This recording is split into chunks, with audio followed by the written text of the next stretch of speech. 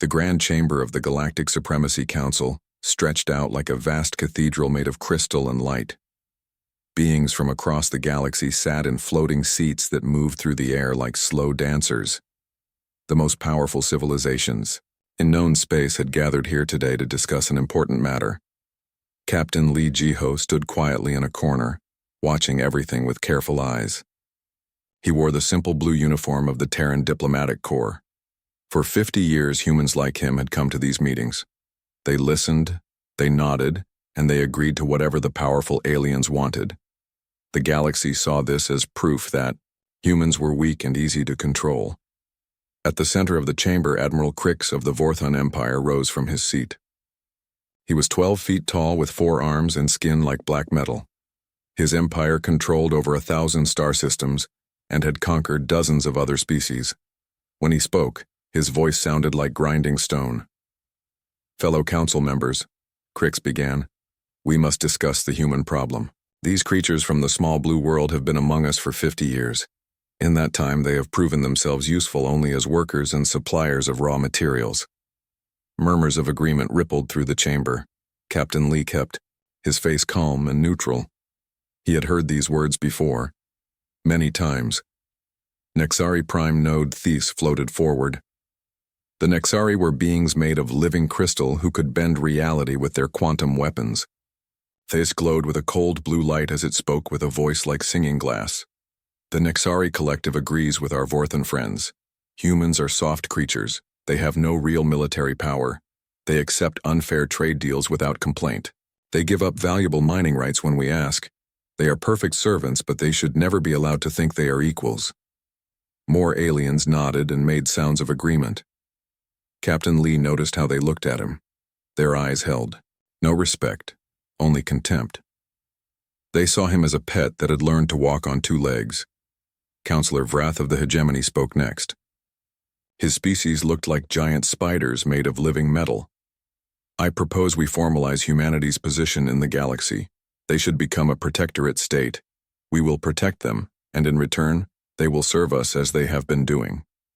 "An excellent idea," Admiral Krix said.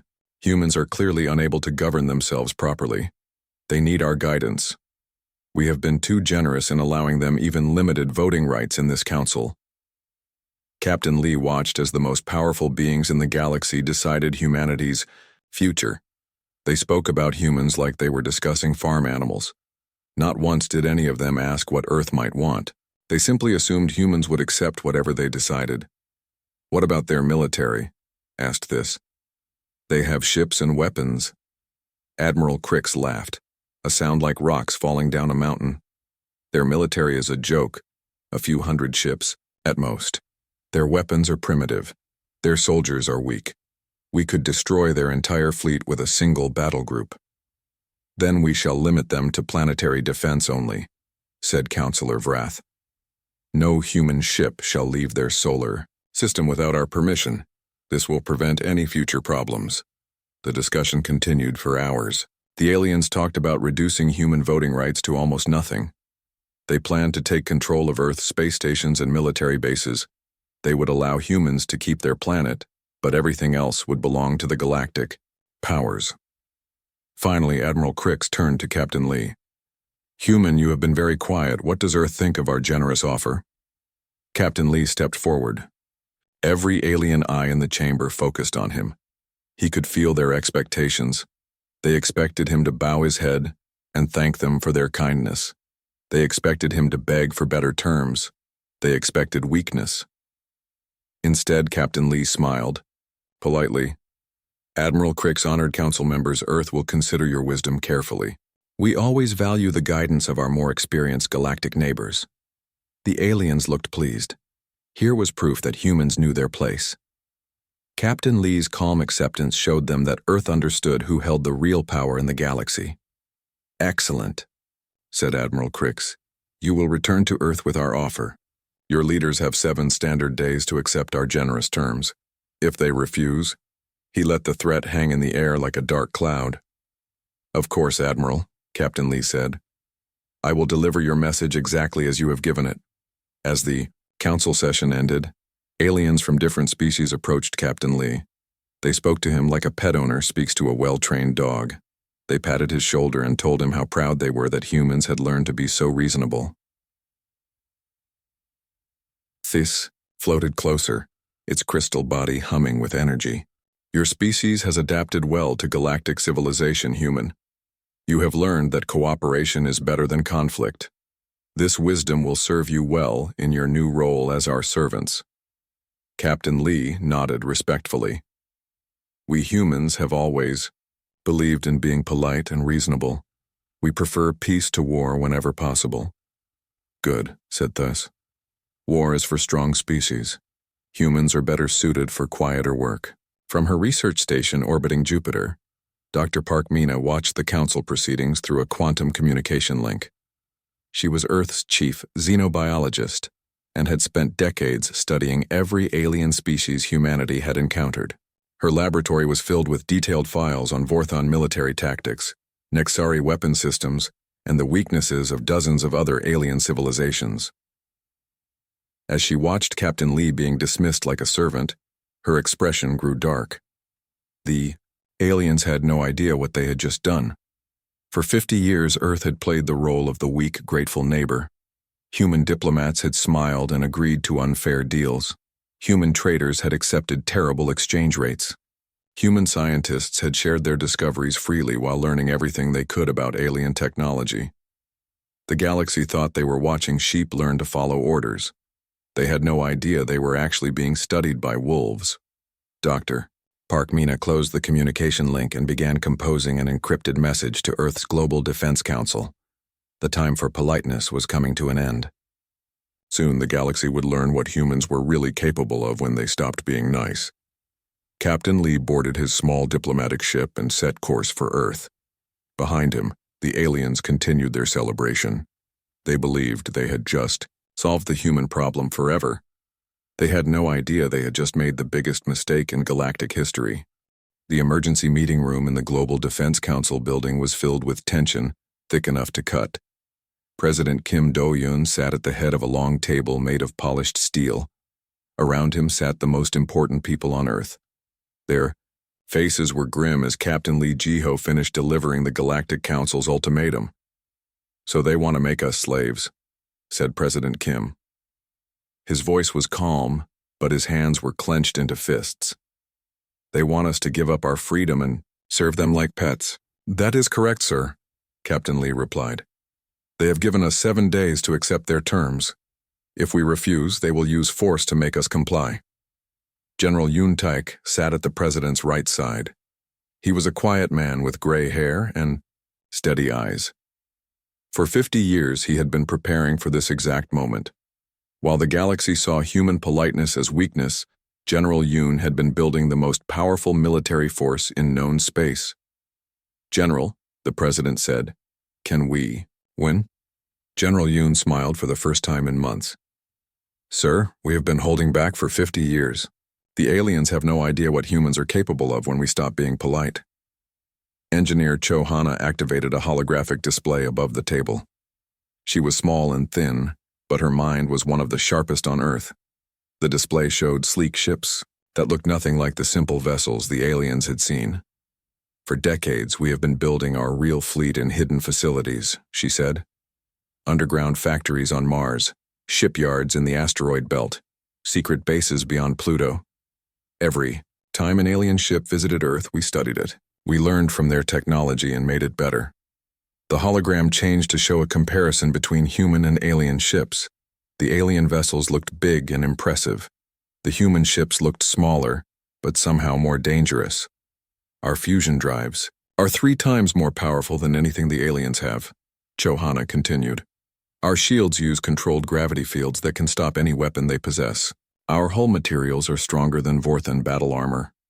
Weapons designer Lee Wook stood up next. He was a tall man with scars on his hands from years of working with dangerous technology. "The aliens think they know our weapons because we showed them our old designs. They have never seen what we can really build." Another hologram appeared showing weapon systems that made alien technology look like children's toys. Directed energy cannons that can punch through any shield. Antimatter missiles that can destroy ships the size of cities. Quantum disruptors. that can tear apart matter at the atomic level. President Kim looked around the table. How many ships do we have? Our public fleet has 300 vessels, General Yoon said. The aliens have seen these ships and think they know our full strength. Our real fleet, he paused for effect. Our real fleet has over 30,000 ships, sir, and every one of them is more advanced than anything the galaxy has ever seen. Communications Officer Nam Sujin spoke up from her position at the end of the table. She had been monitoring alien communications for hours. Sir, they are already moving. The Vorthan Empire is mobilizing 10,000 ships. The Nexari Collective is bringing their quantum destroyers. 12 other major civilizations are contributing forces. How many ships total? Asked the president. 15,000, sir. They call it the largest military force in galactic history.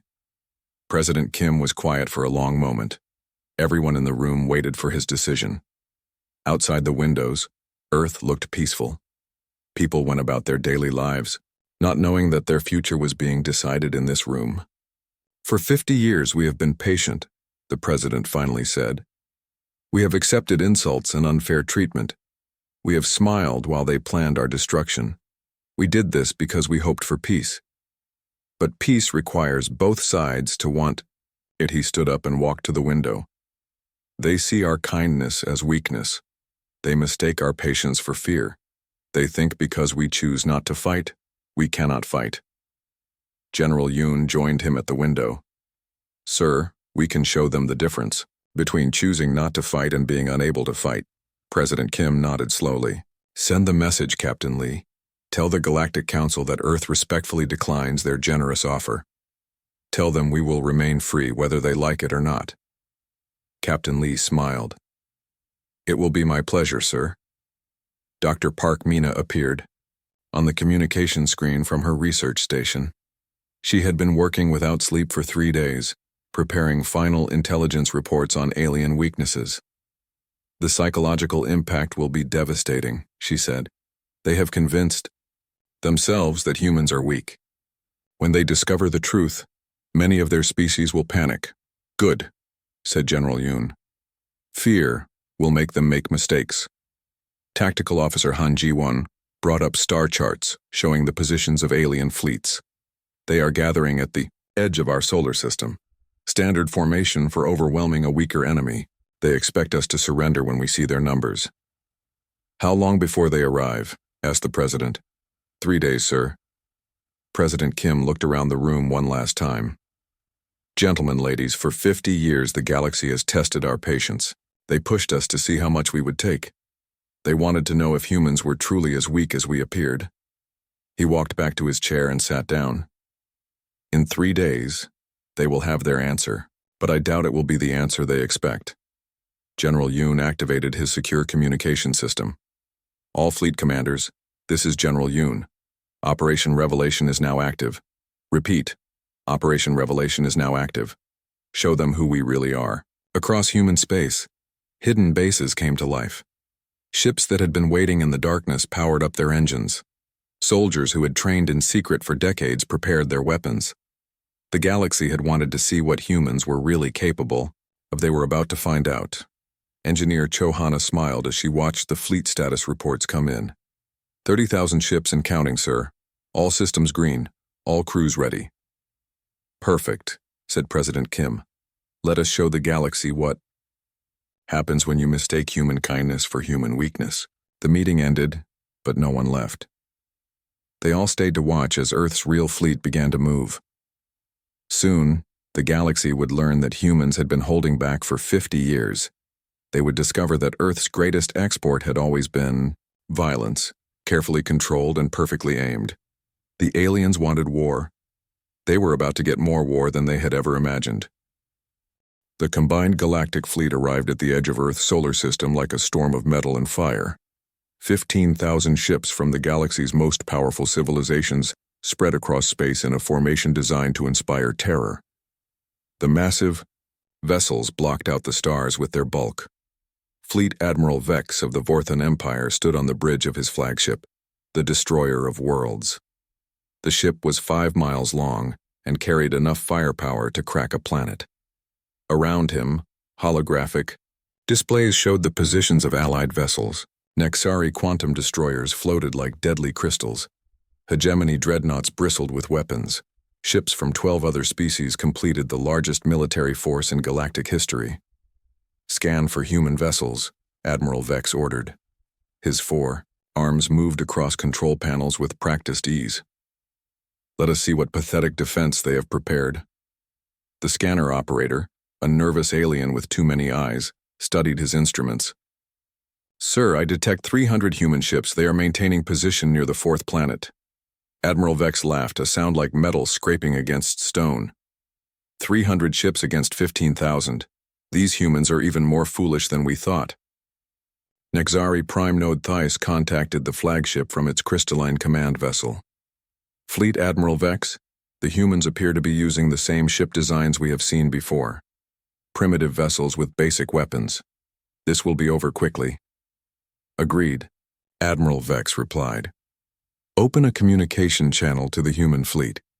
Let us give them one final chance to surrender before we destroy them." The main screen flickered to life, showing the bridge of a human ship. Admiral Park Jun-ho stood calmly in the center of the bridge, wearing a simple gray uniform. He looked relaxed, almost bored. Behind him, human crew members worked at their stations with quiet efficiency. "I am Fleet Admiral Vex of the Galactic Supremacy Fleet," the alien commander announced. "You are facing the combined might of 15,000 warships. Surrender now and we will allow your species to live as our servants. Refuse, and we will destroy every human ship and bomb your planet into dust." Admiral Park smiled politely. "Admiral Vex, I am Admiral Park Jun-ho of the Earth Defense Fleet. I have a message for you and your allies." "Speak quickly, human. My patience grows thin." Admiral Park's expression never changed, but his words carried the weight of 50 years of controlled anger. "For 50 years, Earth has been polite, patient, and peaceful. We have endured your insults, accepted your unfair treaties, and smiled while you planned our subjugation. You mistook our courtesy for weakness. That was your first mistake." Paused, letting his words sink in. "Your second mistake was coming here," Admiral Vex snarled. "You dare threaten us? We will crush you like insects." "No," Admiral Park said simply. "You will not." The communication ended. For a moment, space was quiet, except for the hum of engines and the whisper of solar wind. Then Admiral Vex gave the order that would change galactic history forever. "All ships, attack formation. Destroy the human fleet." The Vorthon advance guard moved forward first. 50 massive dreadnoughts, each one capable of conquering entire star systems. Their weapons charged with energy that could be seen across space. They had used these same tactics to defeat hundreds of other species. Captain Jung So-young commanded the human vessel, Quiet Thunder, a ship that looked like a simple frigate to alien sensors. She watched the approaching dreadnoughts with calm eyes. "All ships, this is Captain Jung. Remember, we have been polite for 50 years. Today we stop being polite." The Vorthon ships entered weapon range and opened fire. Massive energy beams lanced through space, enough destructive power to vaporize a moon. But the beams struck something impossible. The human ships did not explode. Instead, shimmering barriers appeared around them, absorbing the energy like sponges. "Absorbing water. Impossible," Admiral Vex shouted. "Those are primitive ships. They cannot have shields that powerful." Captain Jung smiled and gave the order that ended Vorthon supremacy forever. "All weapons fire." The human ships revealed their true nature. What had appeared to be simple frigates suddenly blazed with the light of controlled suns.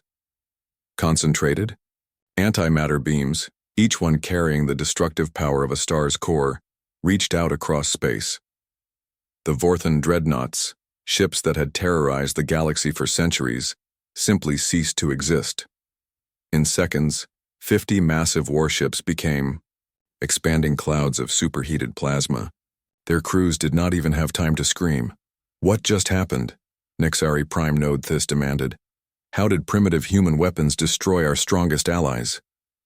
Tactical Officer Han Jiwan sat at her station aboard Admiral Park's flagship, coordinating the human response with inhuman precision. She had spent decades studying alien tactics, learning their formations, understanding their weaknesses. "Second wave incoming," she announced calmly. Nexari quantum destroyers, attempting to use reality distortion weapons. The Nexari ships activated their most feared weapons. Reality itself began to twist and bend around the human fleet. Space-time warped in ways that should have torn the human vessels apart at the atomic level. These weapons had broken entire civilizations, reducing their ships to scattered atoms. But the human ships rode the quantum storm like surfers riding waves. Their shields, based on controlled singularities and mastery of gravity itself, turned the reality-distorting weapons back on their creators. The Nexari destroyers found themselves caught in their own quantum chaos, their crystalline hulls shattering like glass in a hurricane. Admiral Vex watched in horror as his unstoppable fleet was systematically destroyed. "Retreat," he screamed. "All ships, retreat now." But it was too late. Human ships appeared from behind asteroids, from the shadows of planets, from places where no ships should have been able to hide.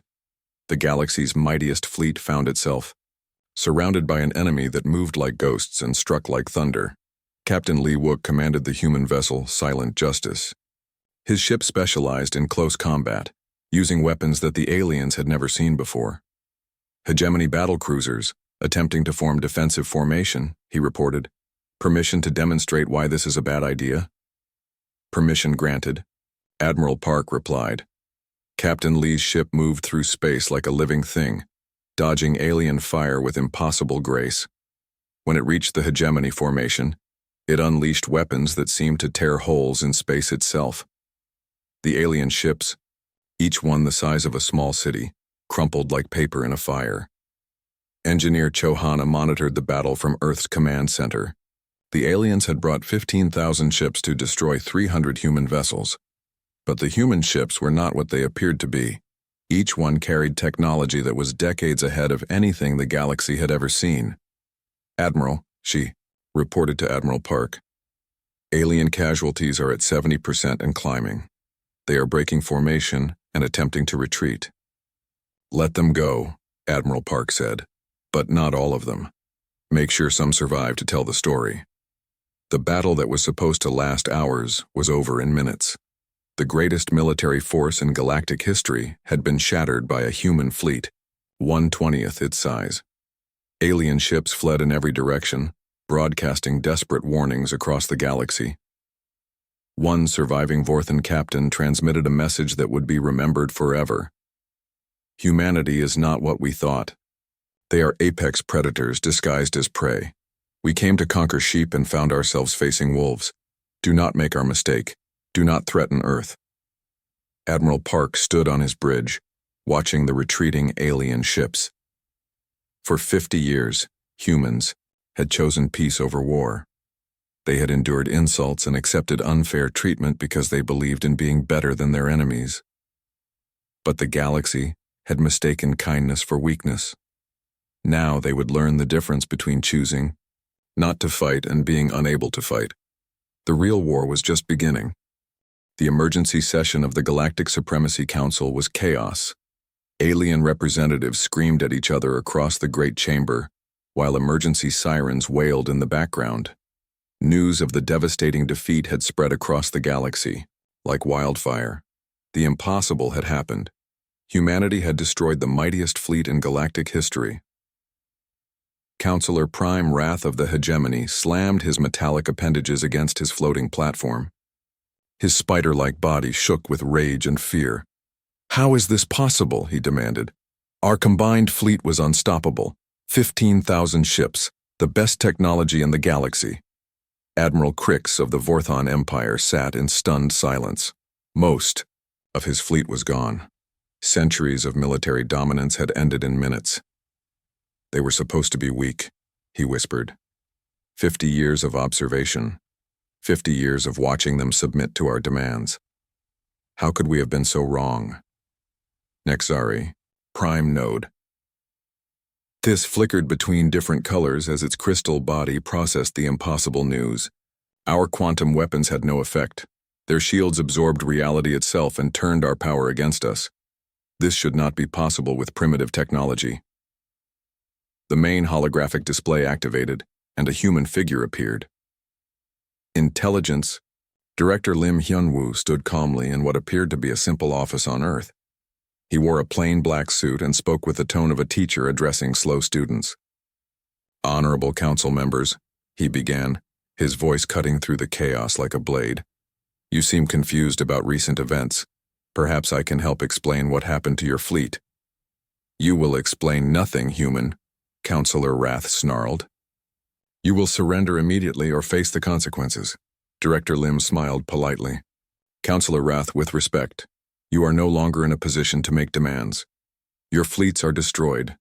Your military power is broken. You would be wise to listen." The council chamber fell silent. Something in the humans' calm tone made even the most arrogant aliens realize their situation had changed completely. "You never bothered to truly study humanity," Director Lim continued. "You saw our politeness and assumed we were weak.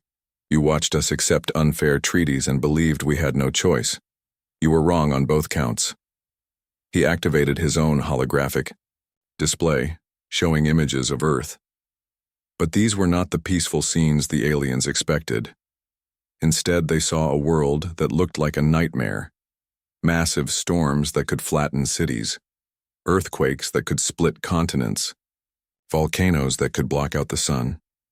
"This is our homeworld," Director Lim said. "You call it a garden world because you see only the surface beauty. But Earth is what we call a death world. Everything on our planet has spent millions of years trying to kill everything else.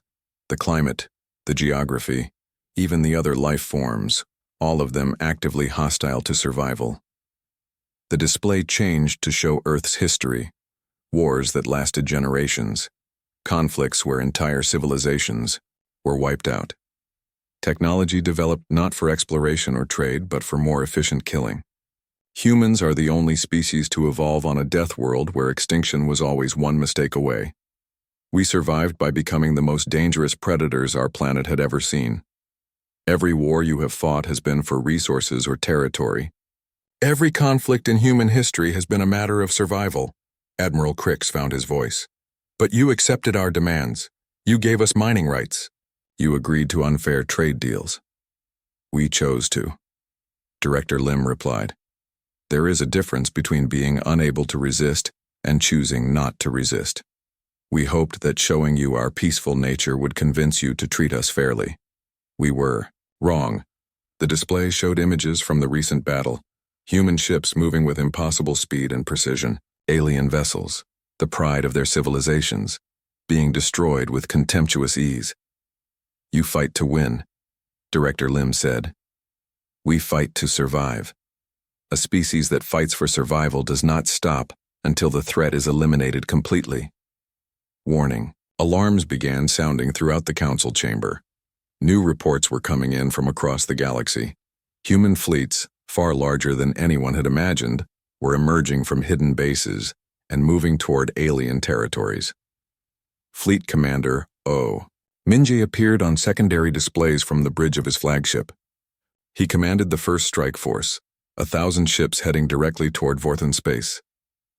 "Admiral Crix," he said politely, "you have 48 hours to surrender all military vessels and disarm your planetary defenses. If you refuse, we will do it for you." Another display activated showing Admiral Shin Yunji commanding the Second Fleet. Her ships were already entering Nexari territory. "Prime note this," she said with the same terrifying politeness. "Your quantum weapons are impressive, but they work both ways. Surrender now, or we will demonstrate why that is important." Councillor Wrath tried to activate emergency protocols, but his communications were being jammed. "How many ships do you have?" he demanded. "More than you do," Director Lim replied. "We have been building our real fleet for 50 years while you watched our decoy vessels. Every time one of your ships visited Earth, we studied it. We learned from your technology and improved it. We are very good at learning." Special Forces Commander Bae Hyuk contacted the Council from inside a hegemony command center. His soldiers had infiltrated the facility while the aliens were focused on the space battle. "Councillor Wrath," he said, Your planetary defense grid is now under human control. Your communications networks belong to us. Your military computers are running our software." The aliens stared in horror at the human soldier standing in their most secure facility. "Impossible," Wrath whispered. "That base is protected by the best security in the galaxy." Commander Bay smiled. "Your security was designed to stop other aliens. Humans are much better at this kind of work." Dr. Yang Sung-hwan, Earth's premier physicist, appeared on the main display. Behind him, a massive device hummed with barely contained energy. "Honorable Council members," he said, "I want to show you something we developed while you thought we were weak." The device activated and space itself seemed to tear open. A controlled black hole no larger than a marble appeared in the empty space between star systems. The gravitational forces were so intense that they bent light itself. Within seconds, the black hole had consumed several asteroids and was growing larger. "We call it a stellar disruptor," Dr. Yang explained, as the black hole winked out of existence. "It can tear apart entire star systems if we choose to use it. We developed it as a mining tool, but it has other applications." The council chamber was dead silent. The most powerful beings in the galaxy had just seen a weapon that could destroy their homeworlds with the push of a button. "You wanted to make us your servants," Director Lim said. "You threatened to bomb our cities and enslave our people. You believed that might makes right." He paused, letting his next words sink in. "Very well. We have more might than you can imagine. What happens? Next is your choice." Warning sirens echoed through the chamber as more reports came in. Human forces were appearing everywhere. Ships that had been hidden for decades were revealing themselves. Weapons that defied known physics were being aimed at alien homeworlds.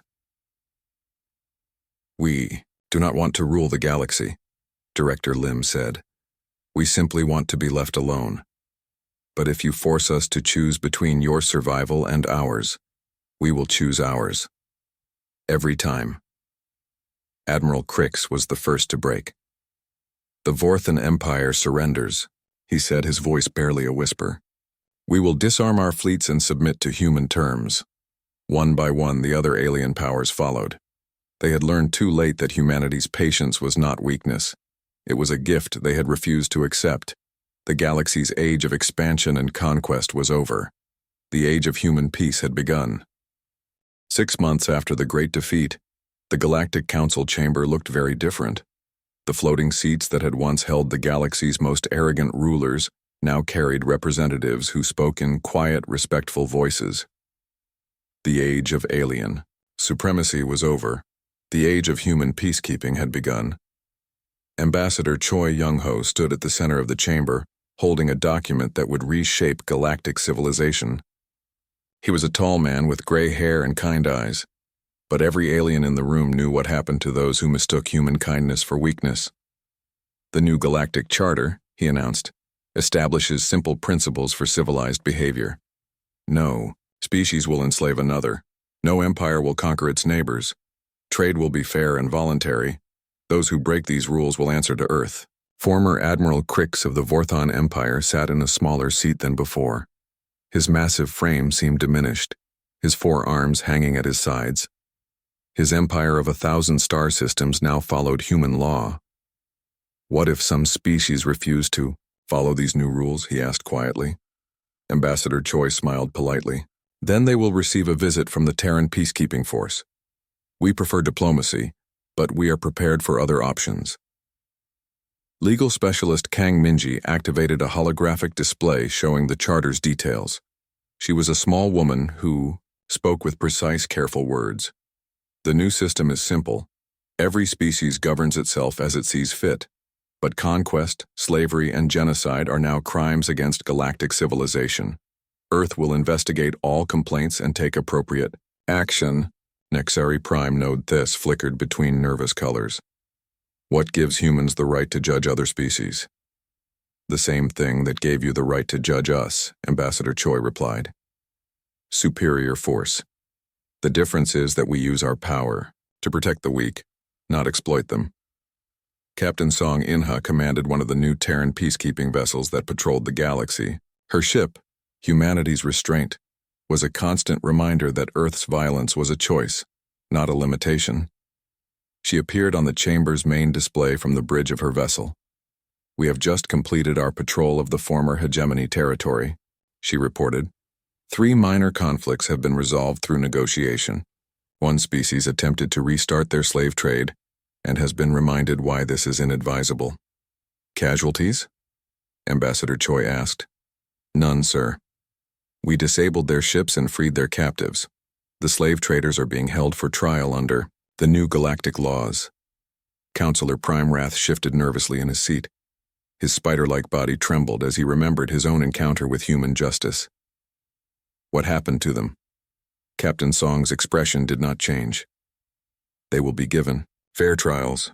If found guilty, they will be sentenced to hard labor rebuilding the worlds they destroyed. Justice under human law is firm, but fair." In another part of the galaxy, former Admiral Vex of the destroyed Vorthon fleet spent his days in a comfortable but secure facility on Luna. He was writing his memoirs, which would serve as a warning to future generations of aliens who might consider challenging Earth. His latest entry read, "They smiled while we insulted them. They agreed while we robbed them. They remained silent while we planned their destruction. We thought we were watching sheep. We were actually being studied by wolves." He paused in his writing to look out at the stars. Somewhere out there, human ships patrolled the galaxy with names like Patience Exhausted, Kindness Repaid, and Final Warning. Each ship carried enough firepower to destroy a planet, but their crews preferred to solve problems with words rather than weapons. "The galaxy learned an important lesson," he continued writing. "When someone is being unreasonably patient with your unreasonable behavior, it is not because they cannot stop you. It is because they are choosing not to." Back in the council chamber, Ambassador Choi was explaining the new economic system. Trade routes will be protected by human patrols. Piracy will not be tolerated. Fair exchange rates will be enforced. No species will be forced to trade their resources below market value. A nervous alien from a small mining world raised a tentative appendage. "What about species that are too weak to defend themselves? Who will protect them?" "We will," Ambassador Choi said simply. "That is what peacekeepers do." Historian Lee Johan documented everything from his position in the Council's archives. The period that was becoming known as the Great Humbling would be studied for centuries. His daily reports captured the moment when the galaxy learned that humanity was its most dangerous species. "Day 180 of the New Order," he wrote. "Alien compliance with human law is at 97%. The remaining 3% are learning why resistance is futile. Humans have proven that they can be either the galaxy's best friends or its worst enemies. Most species are wisely choosing friendship." Dr. Park Mina reviewed intelligence reports from her research station. For 50 years, she had studied alien weaknesses while they thought they were studying human weakness. Now her knowledge helped maintain the peace that Earth had imposed on the galaxy. Psychological profiles indicate that most alien species are adapting well to the new reality, she reported to the Council. They are learning that human protection is preferable to human wrath. The chamber's main display showed a star map of the galaxy. Green zones indicated areas under peaceful human protection. There were no red zones anymore. The last aggressive species had surrendered after seeing what happened to their predecessors. The galaxy now enjoys the longest period of peace in recorded history, Ambassador Choi announced. Pirates have been eliminated. Slave trades have been shut down. Aggressive expansion has ended. This is what happens when someone finally has the power and the will to enforce justice, a young alien asked, the question that many were thinking. What if humans become like the old empires? What if you decide to conquer us instead of protect us? Ambassador Choi walked to the chamber's great window, which showed the stars where human ships kept their endless watch. That is always a risk, when one species holds so much power, but humans have something the old empires lacked. What is that? The young alien asked. We remember what it was like to be weak. We remember how it felt to be threatened and bullied. We know what it means, to be afraid of those with more power. He turned back to face the council. That memory keeps us honest. Communications Officer Nam Sujin appeared on a side display from Earth's command center. All peacekeeping fleets report normal status. No conflicts in progress. Trade routes are secure. The galaxy remains at peace. Thank you, Officer Nam, Ambassador Choi said. Maintain standard patrols. As the session ended, aliens from across the galaxy approached Ambassador Choi with requests for human protection. Small worlds that had been bullied for centuries now lived without fear. Weak species that had been enslaved were now free. The galaxy had learned that humans meant what they said about protecting the innocent. On his way out of the chamber, Ambassador Choi passed the memorial that had been erected to honor the dead from the Great Battle. But it was not a memorial to human casualties. Earth had lost no ships and no lives in their crushing victory. Instead, it honored the alien crews who had died fighting for an unjust cause. The inscription, written in 100 alien languages, read, "They died believing. They were strong. They learned too late that strength without justice is merely bullying with weapons."